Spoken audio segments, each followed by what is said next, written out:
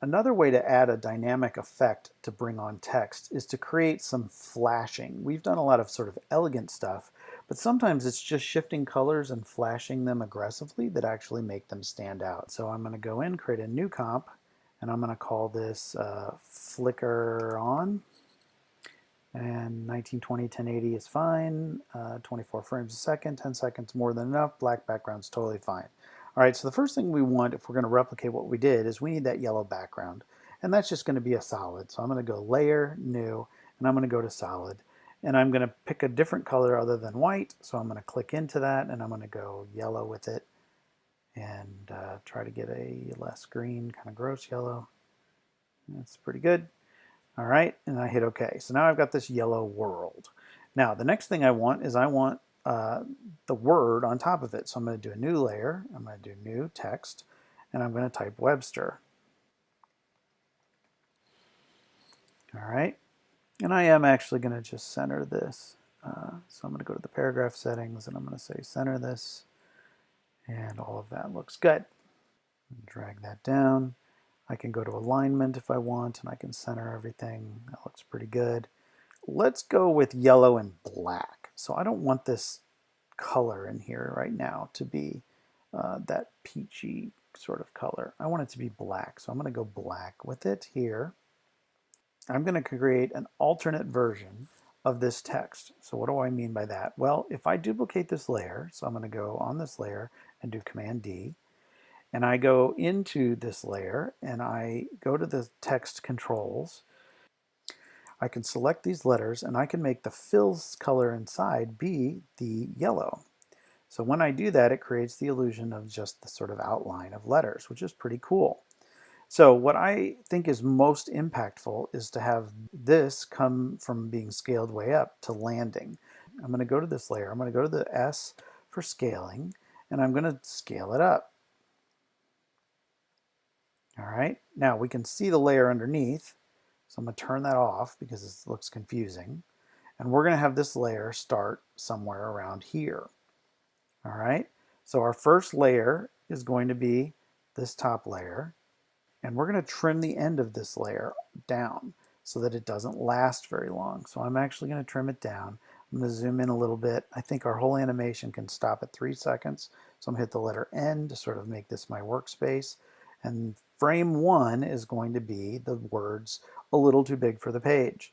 Frame 2 is going to be the words solid, but almost in position. So I'm going to scale them up just a little bit. So I'm going to do the same thing. I'm going to make sure I'm on this layer, hit the letter S for scale, and I'm going to make it just a little bit bigger so that there is a difference between this, and our final landing position. So I need to get to the end of my clip, which is way down here. We need to grab the end of it and move it down. And now I have a much more manageable length of clip.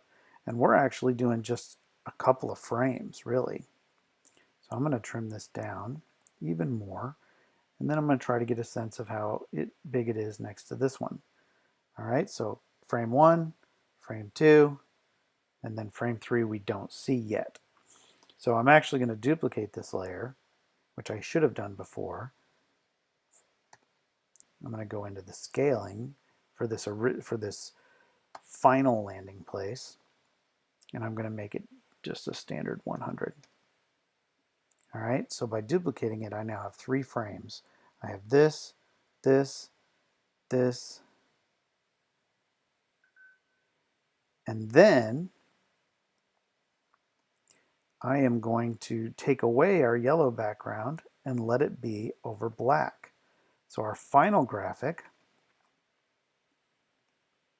is going to land looking something like this. So I'm going to duplicate this layer, my normal layer, if you will, and I'm going to duplicate it, Command D, and I'm going to create what is our final version down here, but it's going to be over black, not yellow. So I'm going to position myself to where I can see the yellow, but I'm selecting this layer, and I'm going to go steal the yellow from here, and now our text is yellow on black. So what we have here is a bunch of flashes that sort of bring it down. They're not very fast, so I'm going to trim them down to be just a couple of frames a piece, just very quick. And I may have to play with the scaling to make it look as dynamic as I want it to be.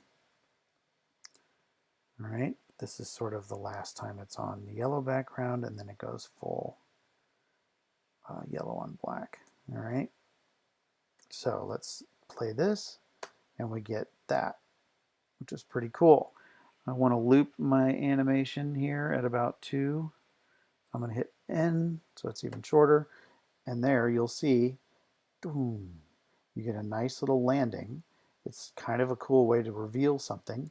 It gives you a little bit of dynamicness without having to do a ton of work. I just copied layers a couple of times and played with what color things were and played with the outline of the letters. And the outline effect, again, was I have the stroke, as it's called. This is how thick the stroke is. The stroke is set to black, and it is not very thick. And because I replaced the inside color with the same as the outside color, it appears to be transparent. It's a nice way to punch a word.